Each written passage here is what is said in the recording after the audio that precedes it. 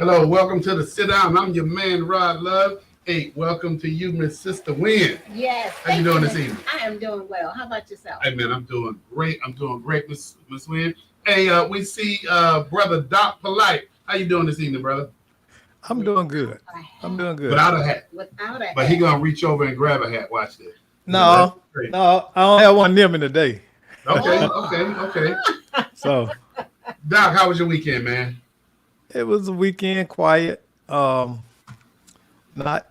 too much going on for me. I just tried to kick back, man, and relax really this weekend. Well, So football is back, so yes. So excited. football is back, and I mean, I just really hadn't even been keeping up. You got teams that got their butts kicked last week. This week, Michigan came back, kicked a little butt. Notre Dame came back, kicked a little butt.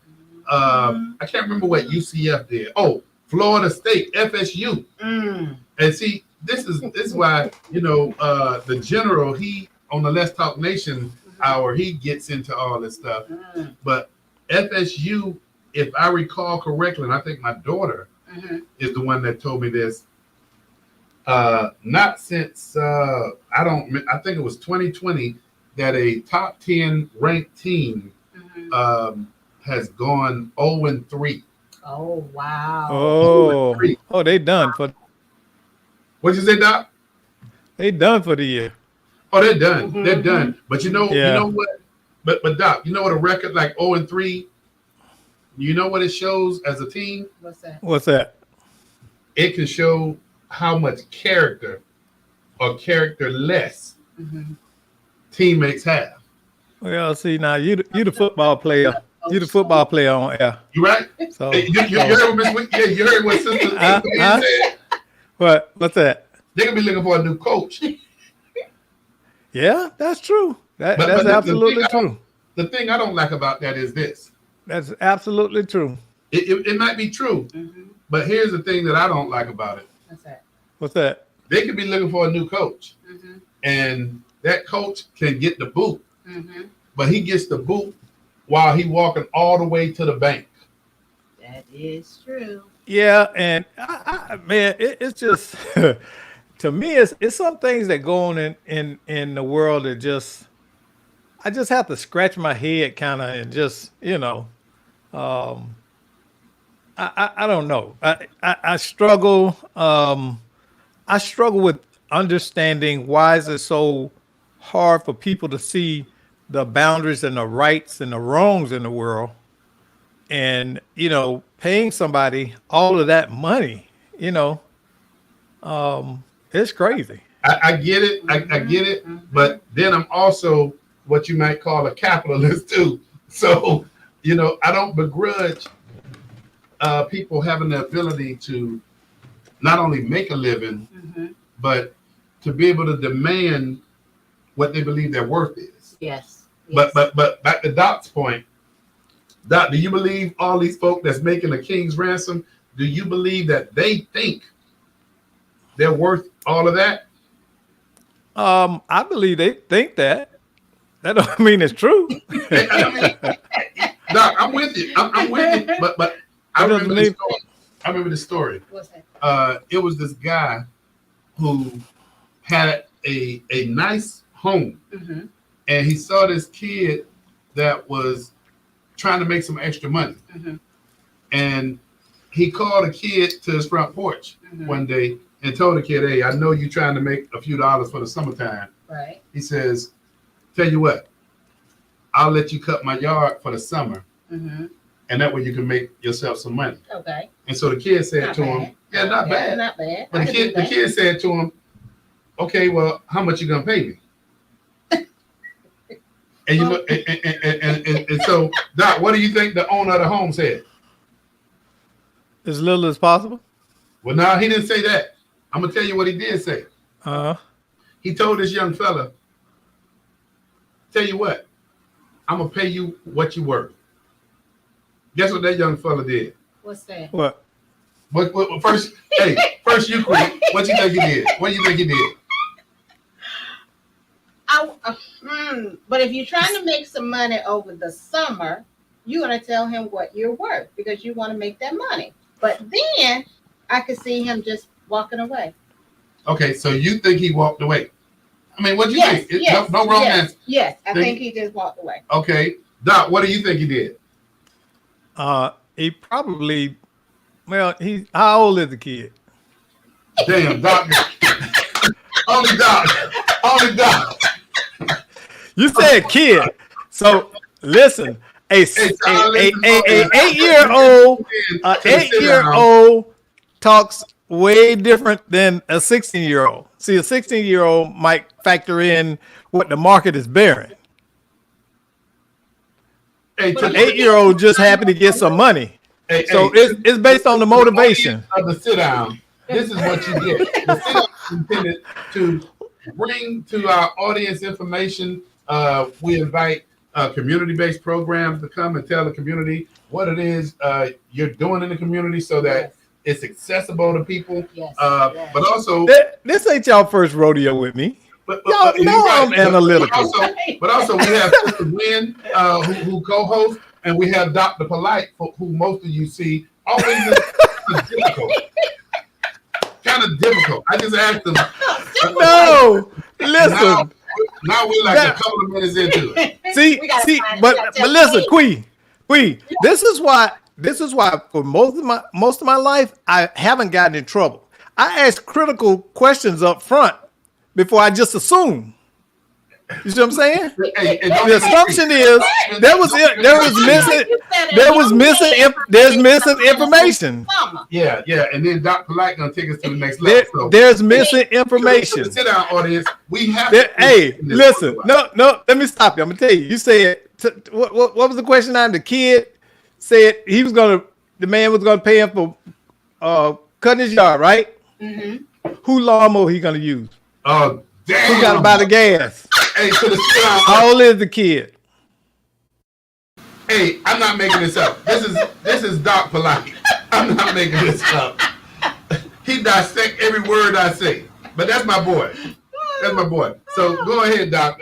Go ahead and continue to dissect the simple question of what do you think this young man said? Doc, are you there?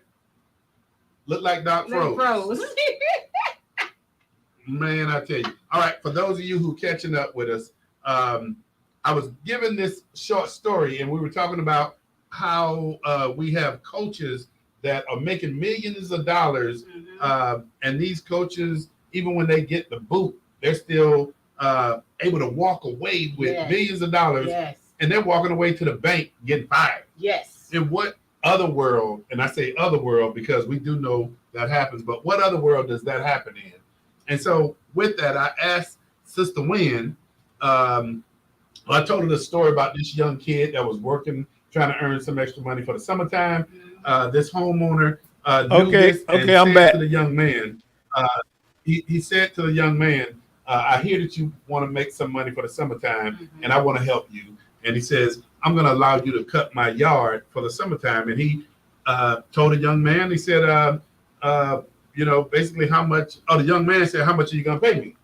And then the homeowner said, I'm going to pay you what you're worth. And then I asked Miss Wynn, what do you think the young man did? And you said what? Walked away. You said the young man walked away. Yes. Now I'm going to reframe it to Doc Polite. Again, it's probably 4 minutes running now, but Doc Polite, I'm asking you the same question again. What do you think this young man said to the homeowner? After he said, I'm going to pay you what you're worth. What do you think the young man did?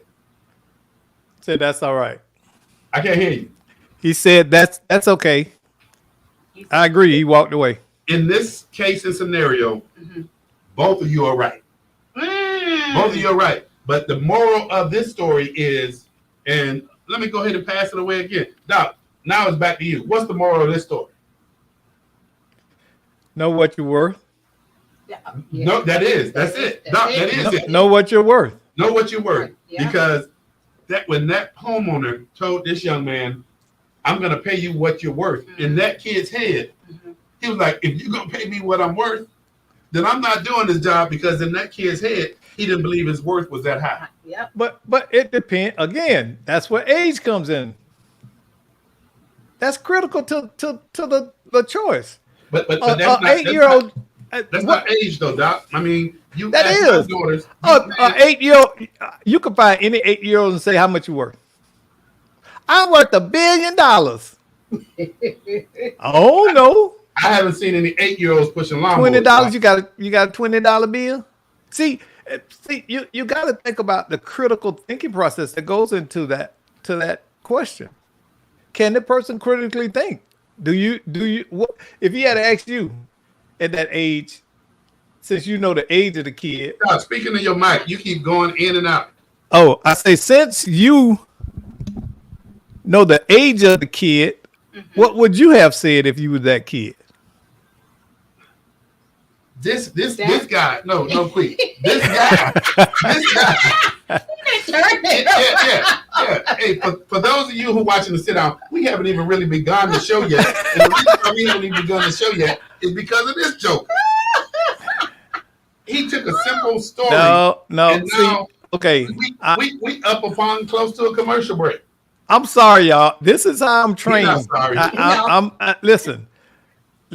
I do motivational interview questions. What motivates you? I want to know why, and what you believe. Why are you thinking that way? Because because thoughts equal actions. Have you ever seen an 8-year-old push a lawnmower? No. No, neither have I. Are you kidding me? Are you kidding me? I've never seen an 8-year-old push a lawnmower. You have? Either. I have pushed a lawnmower at that age. Oh. Raked, picked oranges. See, this a whole different generation. It's a whole different generation. It's plenty of us push lawnmowers at 8 and 9 and 10. I've tried to pick oranges before, but my grandmother told me, "You're not coming back anymore with me." Hey, more oranges been on the ground. Why, you ate more than you put in the bin. Hey, I know our viewing audience is sitting back saying, "What the heck is going on over there right now?" I bet Quee was sitting there saying, "When is lunch? I want a snack." Yep. She done ate 10 oranges and throw one in the bin. What they had you doing? Dog leg? Rod don't know nothing about that dog leg. I don't. I'm gonna tell you, I don't. Hey, to our viewing audience, you're watching the sit down. The sit down is intended to provide information to our viewing audience. We like to bring in community-based organizations. We also like to bring in small businesses too, so that you can let people know what service or product that you provide that adds value to the community, to individuals. We've had a solar company. Hey, Doc, was it Trinity? Yeah, Trinity Solar. Trinity Solar, and we want to say thank you to Trinity Solar because the conversation that they had when they came in, they talked about the ability to help if you're on a fixed income, and even if you're not, how do you deal with energy consumption that's running away now in terms of price? Jarrell, what's Jarrell's last name? Roberts. Jarrell Roberts with Trinity Solar. Roberts. Jarrell and Doc, I don't know if you have a contact number for Jarrell because that was I do. Okay, what's Jarrell's number? And I know you'll put it. I don't have it pulled up right now. You'll put it on the screen. So we've had a solar company come in and talk about how can you control your energy costs? Yes, because that electric bill is going sky high. Oh, especially now. Hey, as hot as it's been. Yes. We will also have, and I'm proud to say, we're going to be having a bank come in to basically educate, particularly small and minority businesses, about some of the things that you need to know and not just operate your business. There's a new law out that talks about ownership that you must register that became effective January 2024. Okay. And that if it's not in operation, you could actually be fined. Wow.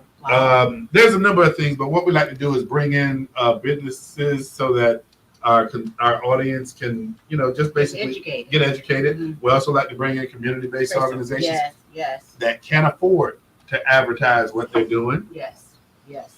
So we do those things. And one of the other things that we do that I don't necessarily like that we do is when we're trying to bring our audience some information, and somebody that is co-host, they get us stuck on something because they just get so analytical. But that's all right. That's all right. I ain't, Not me. I ain't saying who, but Neither. Neither. But anyway, hey, welcome to the sit down. I ain't calling no names, and neither should I ain't calling no names either. Yeah.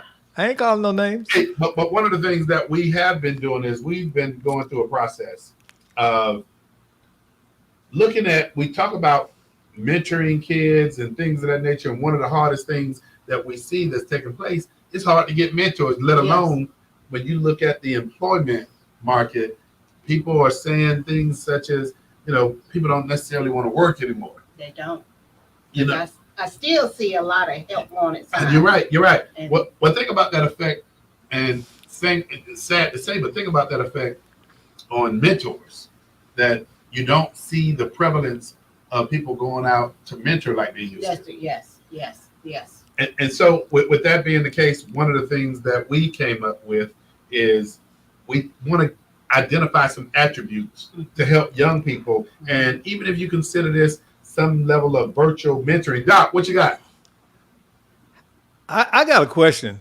How do y'all feel people don't want to work anymore? What is that? What's the nexus of that? You say feel or theory or fact? Why is it said that people don't want to work anymore?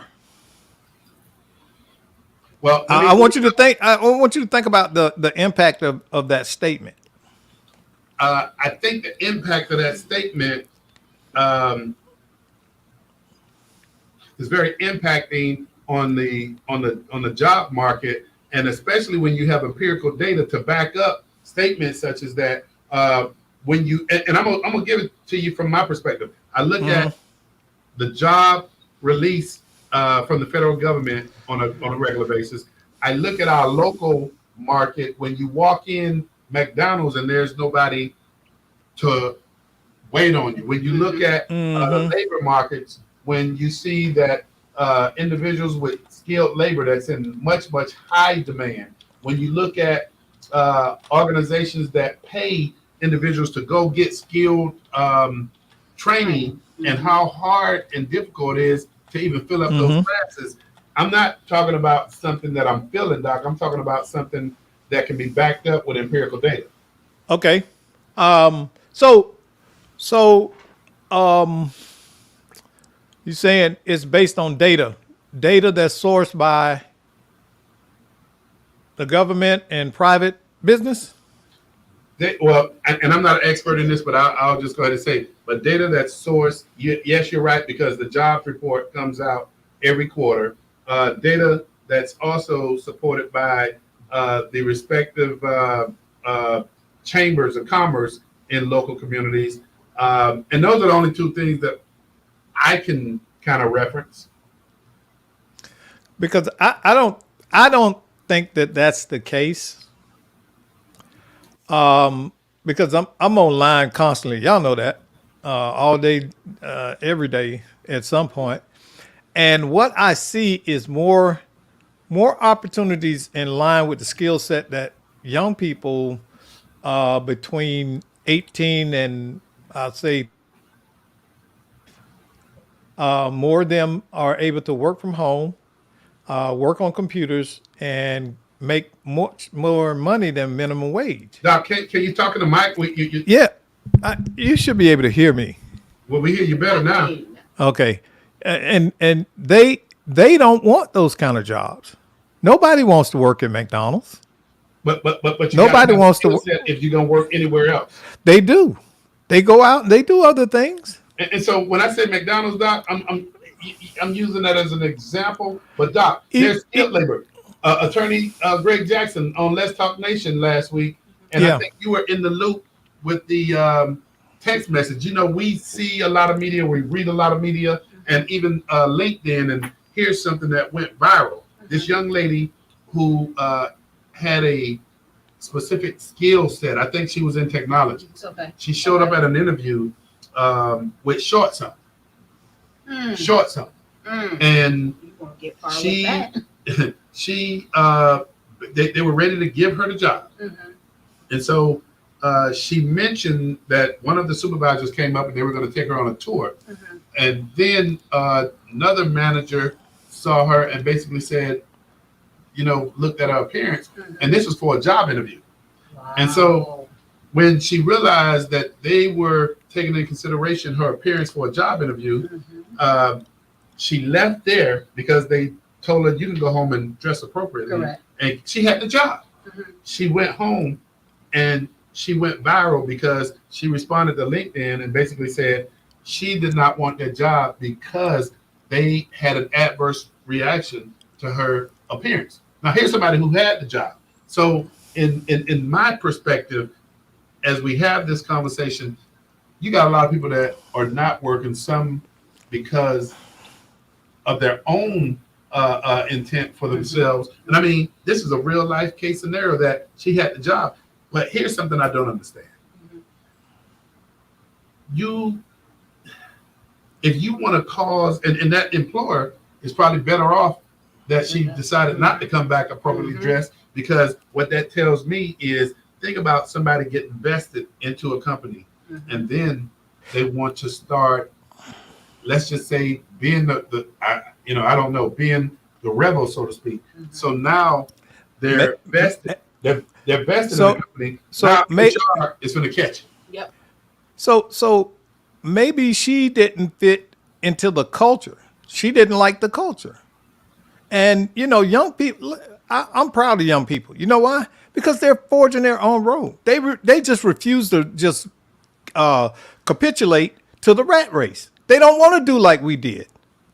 They don't want to go into the office all the time. They don't want to dress up trying to impress people. And that freedom is big to them. They're not willing to just conform just to get something. And a lot of them will tell you that. But not to wear a pair of shorts to an interview. You've always was told to dress appropriately. See, what's appropriate? I mean, we could say and they don't. A lot of these young people don't subscribe to what we think about them. I can understand it. I can understand it. You're absolutely correct. And that also means an employer doesn't have to subscribe. And that's true. And so both of them made the decision to stand where they stood. And there's nothing wrong with that. I don't think there's anything wrong with what they call now work-life balance. You sacrifice and you give up something. You hear all the time about individuals, in particularly in New York. I mean, we're constantly reading everything that we can put in front of us. You have individuals now that would rather take a pay cut and work from home and live in, if there is such a thing, rural New York,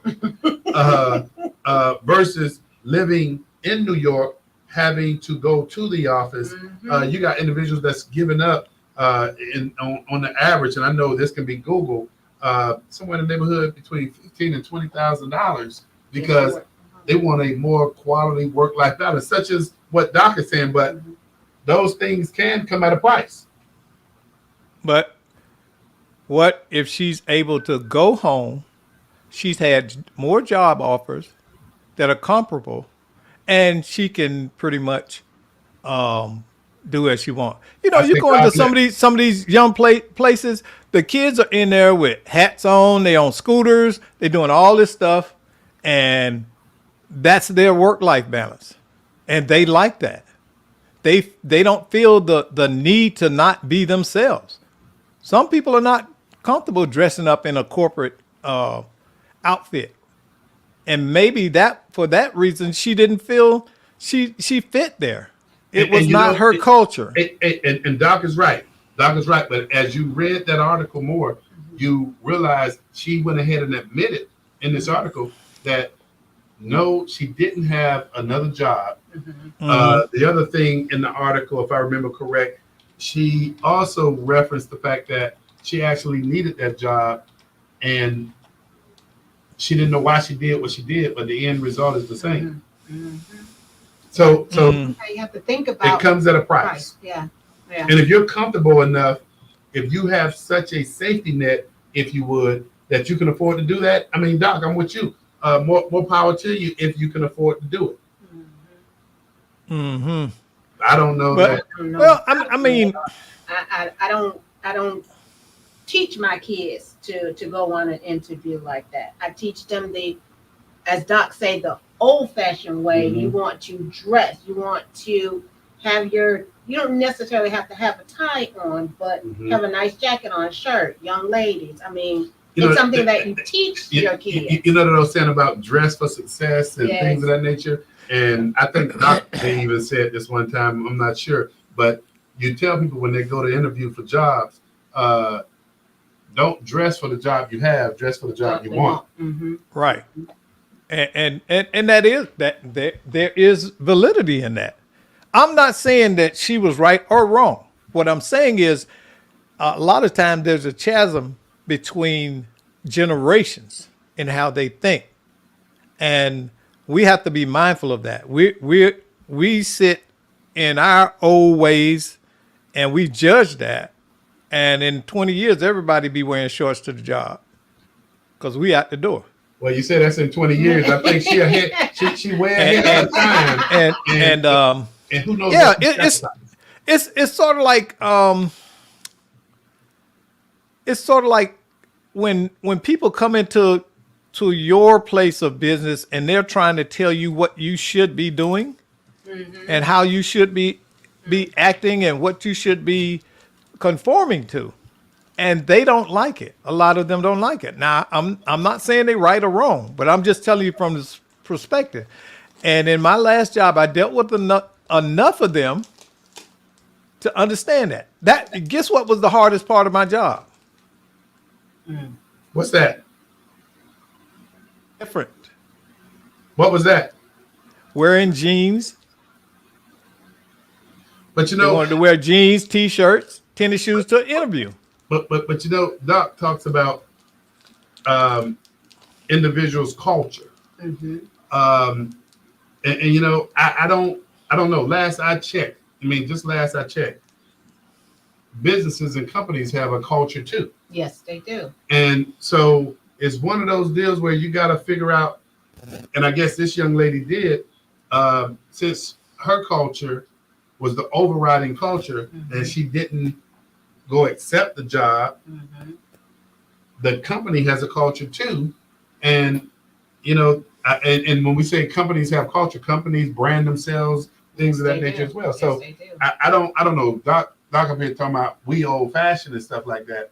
But I just still will say to the day that businesses have cultures too. And we hit on a key point when you said the business brand. That employee kind of brands that company too, if you're working for that company. Well, if they're public facing.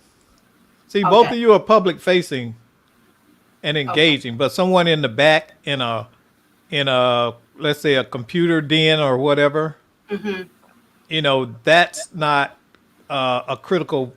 Dressing is not a critical part of the job. I'm not saying that they're wrong. What I'm saying is that the dressing is not a performance. Now, every time I get on the air, my culture is to be relaxed as hell. Rod's culture is, Doc, you need to put on that jacket and stuff. Because if it was up to Doc could get on here with a T-shirt on and eating a chicken bone. I'm cool with who I am. So wait, hold on. So the culture of Let's Talk Nation has been set by the primary person. Now, I got a choice. I got two choices: conform, or not conform. It's not rocket science. That is true. It's not rocket science. Right. You know, and this is part of what I want to do. So I am doing it. So I meet that.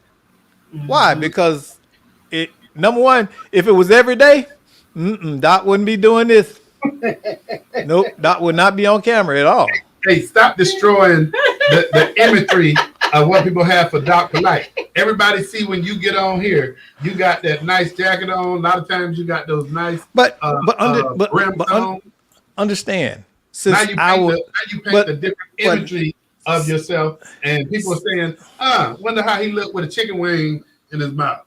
listen, On his mouth. listen. I have been in management since I was 19 years old. Okay, when I got out of the military, I wore a shirt and tie. Okay, for most of the time, or professional wear. If it was not a jacket or anything like that, I'm in a tie, I had on a sports jacket. Okay. So this is I've never had this. I've never had where daily I can just wear what I want to wear and relax. You get what I'm saying? So, it was either some kind of uniform or identifying clothing that I wore, or a suit jacket and a tie. Most of the time it was a shirt and tie, what I did. So for me, what people don't realize is just, and this is with young people. Hey, and the best example would be Heisman Trophy candidate. He played professional ball for the Oakland Raiders. Doc, you know him. Marcus Allen? No, his sister and mom live here. He was a sports commentator. He may still be. What's the name? Played defensive back. Rod Woodson. Rod Woodson. No. Yeah. Rod. Yeah, it's Woodson. Woodson. I know his mom and his sister. And one of the things that he did, and he was told this by one of the major networks when he got the job as a commentator. He said that wasn't his forte, but he was interested in doing it. And during the interview, he began to ask them some questions, and some of those questions were, what do you guys see in me that you want me to be? You want to pay me all this money to be a commentator? And the interviewers basically told him, look, we didn't just start interviewing. We saw who you were in college. We saw how you conducted yourself in college. We saw how you branded yourself in college. And then when you went to the pros, you didn't conduct yourself any differently than you did when you were in college. That you conducted and handled yourself in such a way and fashion that it was complementary to our broadcast. And so they told him, while we're giving you this job now, you earned this job. But what Rod Woodson didn't know, and they told him, they said we wasn't in the positions that we were in when you were in college, and we continue to navigate through the networks. Right. But they told Rod Woodson, you were interviewing for this job the first day you stepped on the college field because you conducted yourself, you branded yourself a certain way that was complimentary. Wow. And that's how our business is brand. And so going back to Doc, there's a certain way. My daughters, for example, I tell them all the time, and sometimes we don't use the word branding. We talk about it as character. But I tell my daughters, and they may not necessarily, you know my daughters and Doc, but hey, I tell my daughters, y'all loves. Yes. Y'all got to represent. Yes. And I tell them, y'all branded, and this is what loves are known for. This is what we do. And so that is it, Doc. I don't want you to rebrand yourself on this network. And I'm not even gonna repeat what you said earlier because I don't want people with that. Hey, listen. Here's the thing. I've gotten comfortable with who I am, very much so. And I recognize the appropriateness of all situations. Let me say that. Okay. But, sometimes the conformity and the idea that people have is just crazy. It's not even necessary.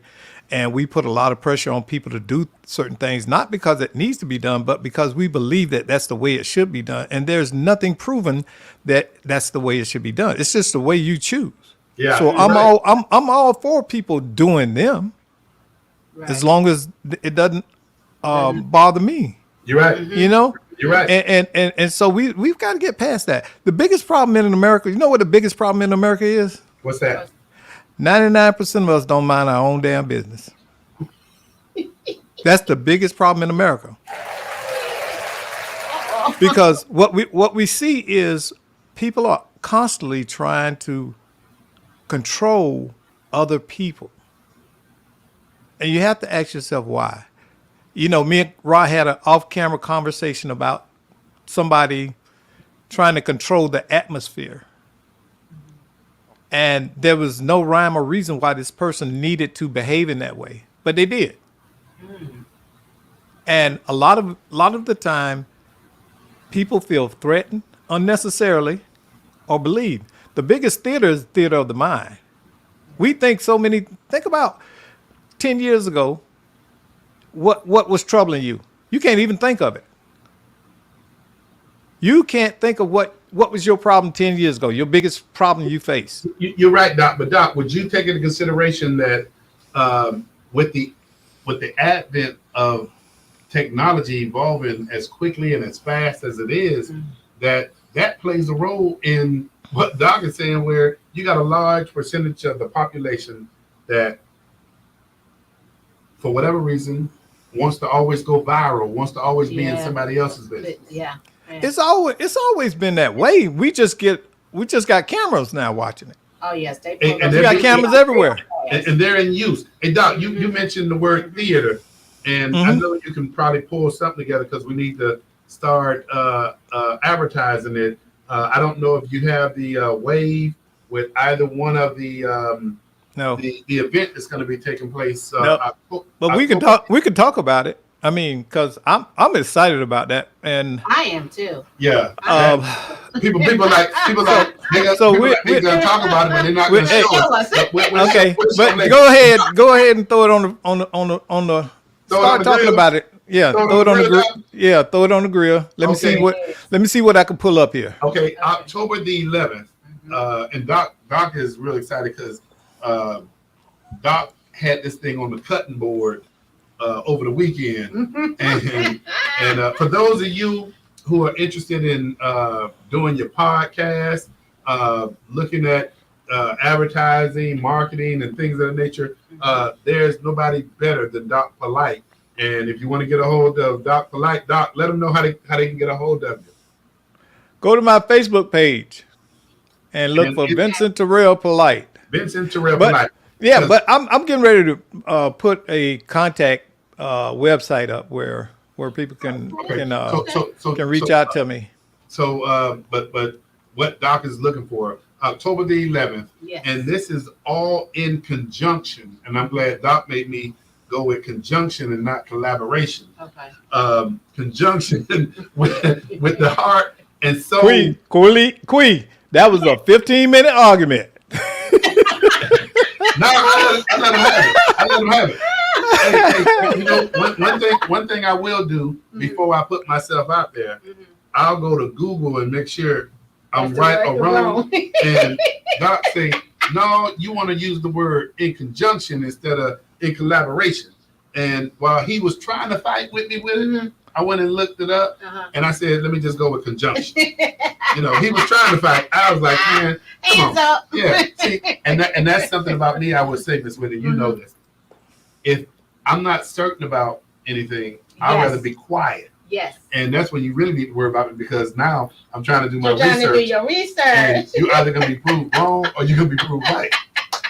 But all right, well, here we go. I got it keyed up. Okay.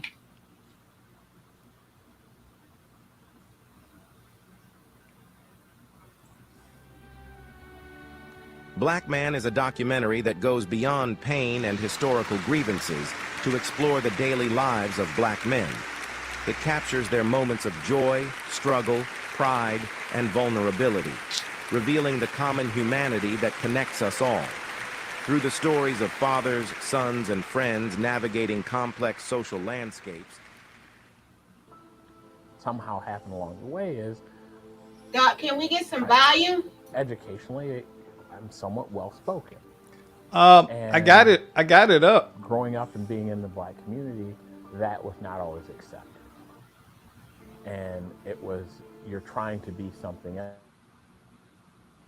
The film shows that Black men's journeys are defined not just by history's burdens, but by shared experiences and emotions.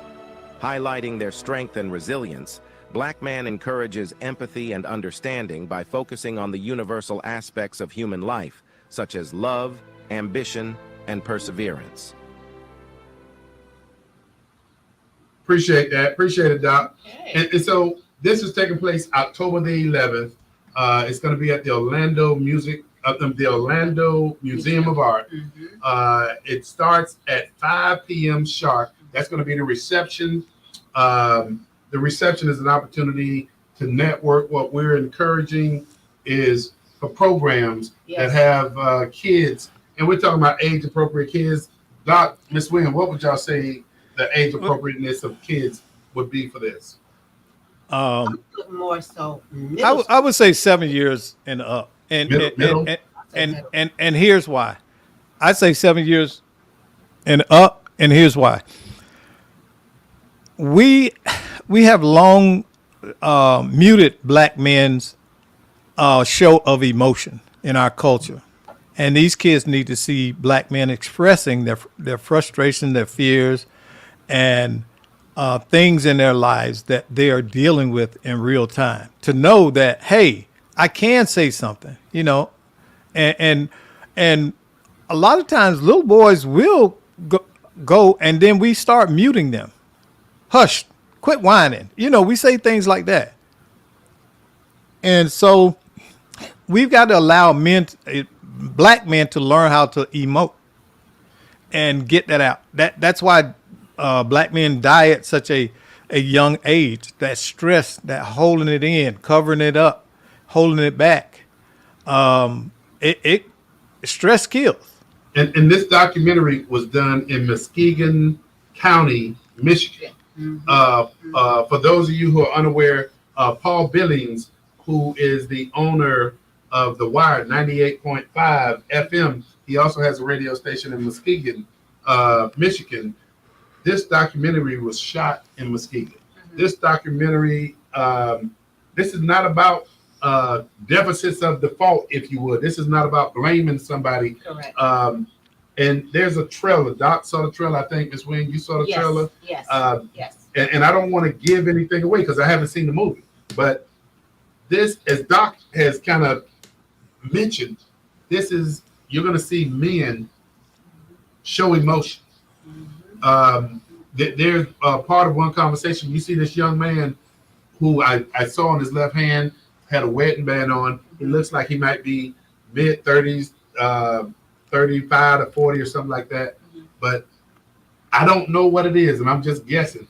But he looked like he was talking to somebody, and this was somebody that he looked up to, somebody he trusts, somebody he expected more out of. But at the same time, he talks about how he felt they expected more from him, but he told them he expected some more from them as well. And in this documentary, it also talks about, and I'm not giving anything away, about how this young man, he lived in this community and he saw this guy all the time, and nobody ever told him that was his dad. Oh, wow. You know, the one what stood out to me was the young man with the proper etiquette speaking. And in that culture, they thought that's not wrong. Hey, we only got 2 minutes. Doc, Doc, I want to get Doc's perspective. The guy who was sitting there, he talked about his appropriate grammar and how it wasn't welcome in the Black community. What was your thoughts about that? Well, you know, that we're right back to talking white. The phrase "talking white." Talking white is when you enunciate and see. I've been told that. It's not something that's ever really bothered me, because everyone around you speaks in a broken vernacular or African American vernacular, as it's called. And that's okay because you can we code switch, but you do it. People don't understand. You talk differently with everybody you interact with. You do. And so it's not really code switching. It's just appropriate to the audience you're speaking to. So, Hey, go ahead, Doc, because we down to 1 minute. okay. So, I think he bought into the idea that, about what everybody says about his speech. And that plays a role on his view of himself. Hey, and real quick, Doc was talking about language and code switching and things of the nature. Y'all remember when the word and terminology Ebonics came out? Yes. Yeah. You remember that, Doc? Yeah. Ebonics, give a quick definition, Doc. Them fixing to. Fixing to. Shot that dough, boy. Go down to the creek. See, I know how to speak. We want to thank you for tuning in to the sound. We'll be here every Monday from 6 p.m. to 6:45 if we can help it. Hey, we appreciate you tuning in. We'll see you next week on the Sit Out. Have a good